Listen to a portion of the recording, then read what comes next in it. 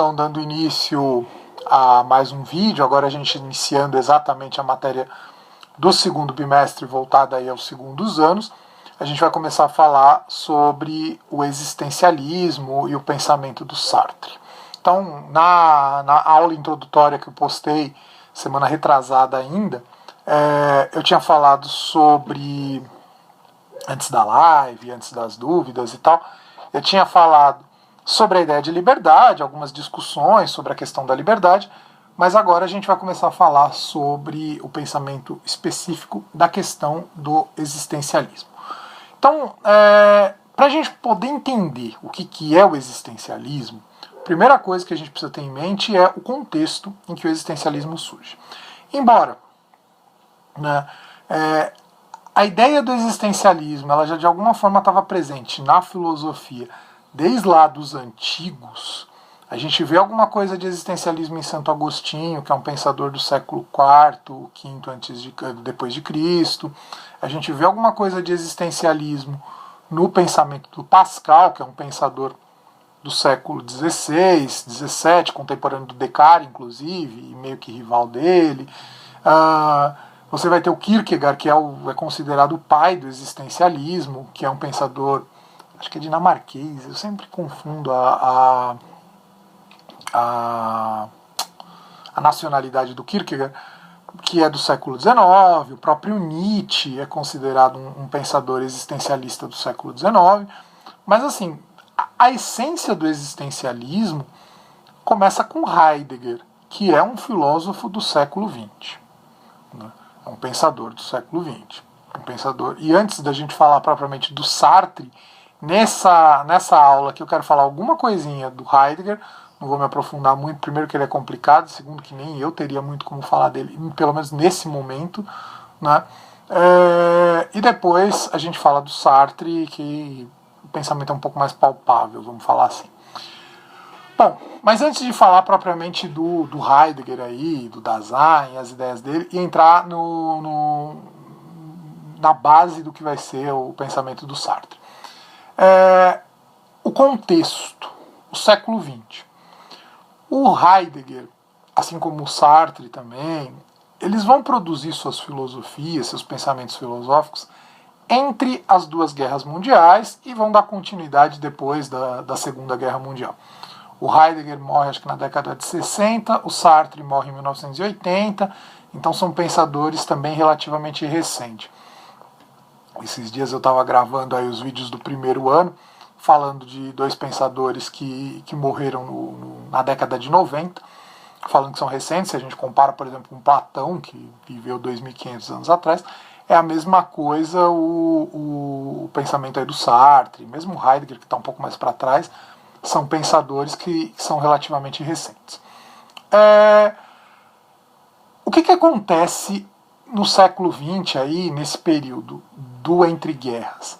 A gente tem um grande desânimo da humanidade, uma grande descrença da humanidade. E isso aqui é muito importante no decorrer do que a gente vai estudar esse ano. Porque assim, a gente vai ver muito pensador que é relativamente atual, da segunda metade, ou no mais tardar ali, entre a primeira e a segunda metade do século XX, que produziu alguma coisa no século XX, e são pensadores que são bastante atuais para a gente. No momento que o mundo está vivendo, que a gente tem uma grande, não só por causa da pandemia, também, mas porque a gente está vivendo uma situação de ascensão de um discurso fascista em vários lugares. Esse discurso, esse pensamento desses autores, ele faz muito sentido para a gente, mais ainda. Porque mostram, inclusive, que a gente não superou aquilo que deveria ter sido superado com a Segunda Guerra Mundial. Então a gente tem a Primeira Guerra Mundial, que eu tenho vídeos aqui no canal, inclusive, sobre a Primeira Guerra, por causa do pessoal dos nonos anos. A gente tem a Primeira Guerra Mundial, que ela traz um novo tipo de guerra comparado ao que se teve até então. Tanto que é uma guerra que dura 4 anos e meio, com números enormes de morte. Se eu não me engano, ao todo foram cerca de 10 milhões de pessoas que morreram, entre civis e soldados. não lembro exatamente agora, mas enfim, como eu falei, eu estudei aí a Primeira Guerra para poder dar aula pro pessoal dos nonos anos. Então assim, a gente tem, e fora o uso da tecnologia a serviço da morte. E aí você tem a grande questão, a vida tem algum sentido diante da morte se tornando tão próxima? Né? Isso a gente está falando ainda da Primeira Guerra Mundial. Depois a gente vai ter a Segunda Guerra Mundial e junto com ela o Holocausto. Isso faz com que as coisas se tornem piores ainda.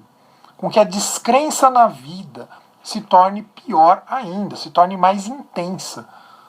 Né? Se a vida pode ser tão facilmente descartável a ponto de você ter 6 milhões de judeus sendo mortos, depois aqui a gente já está falando de Segunda Guerra Mundial, de Holocausto, 6 milhões de judeus sendo mortos, né, numa estrutura montada para destruição em massa. Esses dias eu estava lendo um livro, terminei esses dias aqui, né, anteontem ou ontem, não sei, não lembro direito, foi ontem. Esses dias eu estava lendo um livro sobre a questão do Holocausto, a questão do nazifascismo e tal. A gente percebe como foi montada toda uma estrutura para matar pessoas em massa só por causa de uma questão racial. Né? E que se a gente for parar para pensar, é muito estúpido, porque o discurso racista, ele é um discurso estúpido. Estou fazendo já aqui algumas reflexões fora, mas acho que valem a pena. Ele é muito estúpido porque o que é raça no ser humano? O fato da gente de repente ter uma cor diferente de pele. No caso da Alemanha era até mais complicado, porque o judeu não tem uma cor diferente de pele do que era considerado ariano. Então, ou seja, você tem um discurso terrível para uma grande parte da população, que é a possibilidade de você perder sua vida assim. Né? A qualquer momento. Tudo bem que isso é uma situação que todos nós estamos sujeitos, mas não no grau que se teve durante o cenário ali da Primeira Guerra Mundial, da Segunda Guerra Mundial, do nazifascismo. Talvez hoje a gente sofra com alguma coisa nesse sentido por causa da situação da pandemia. Mas, no geral, a gente não sofre com esse medo. Não é? Mesmo o Brasil sendo um país violento, a gente tendo altos índices de assassinatos no Brasil, a gente não sofre com esse medo da morte da mesma forma como se teve ali durante o período do entre guerras, e mesmo o período pós-guerra, porque a gente depois também vai ter a Guerra Fria, e existe a possibilidade, você tem duas superpotências que têm a possibilidade de destruir o mundo a qualquer momento, destruir a vida na Terra a qualquer momento. Então, essa situação leva alguns pensadores a questionarem se a vida humana tem algum sentido. E aí a grande questão é, se a vida humana não tem sentido nenhum, então nós estamos aqui simplesmente jogados na existência. É aí que entra o pensamento do Heidegger. O Heidegger vai dizer que o que meio que define a existência na Terra é a ideia do Dasein. Dasein é um termo alemão que a gente costuma traduzir por ser aí. Tem algumas outras traduções, eu prefiro a tradução do ser aí. O que é esse ser aí? É um ser que está aqui jogado na existência. Não existe sentido na nossa vida. Nós não somos seres cuja vida tem algum sentido. Nossa vida é simplesmente uma mera existência. Da mesma forma que eu nasci, eu poderia não ter nascido, e da mesma forma que eu estou vivo hoje, eu posso deixar de estar vivo amanhã. E a maioria desses pensadores, tanto Heidegger quanto Sartre, são ateus.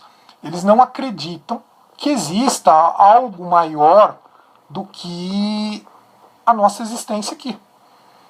Não existe um Deus que fez que a gente existisse, não existe um projeto sobrenatural que faz com que a nossa vida tenha algum sentido, a gente tenha uma missão especial ou coisa do tipo. Não tem nada disso. A gente simplesmente está aqui por estar. A vida humana é uma mera existência e que nós não temos nenhum sentido especial para estar aqui. Essa é a ideia do Dasein, que o Heidegger vai de alguma forma colocar. E essa ideia também vai estar muito presente no pensamento do Sartre. Na verdade, o Sartre vai meio que desenvolver essa ideia e vai aprofundar. E aí isso vai ter uma grande ligação com a realidade, com a liberdade, melhor dizendo. E então por isso que é existencialismo, porque o que conta realmente é essa nossa existência, do dia que a gente nasce até o dia que a gente morre. Nós somos isso, seres que nascemos, que um dia vai morrer. E nós somos o que a gente decidir fazer entre o nascimento e a morte. As nossas escolhas, nós somos o fruto das nossas escolhas. Aqui eu já estou meio que adiantando o pensamento do Sartre. Mas basicamente o pensamento sartriano, né, o pensamento existencialista vai dizer isso. Não existe, logo, a partir daí, não existe uma essência humana. Existe só a nossa existência. Nós somos aquilo que decidimos ser. Eu acho que basicamente para essa primeira aula, ela está um pouquinho mais curta, mas não tem problema. Eu acho que para introduzir a ideia do existencialismo tá ótimo. Né? E aí na próxima videoaula eu vou aprofundar um pouco mais o pensamento do Sartre. Ok?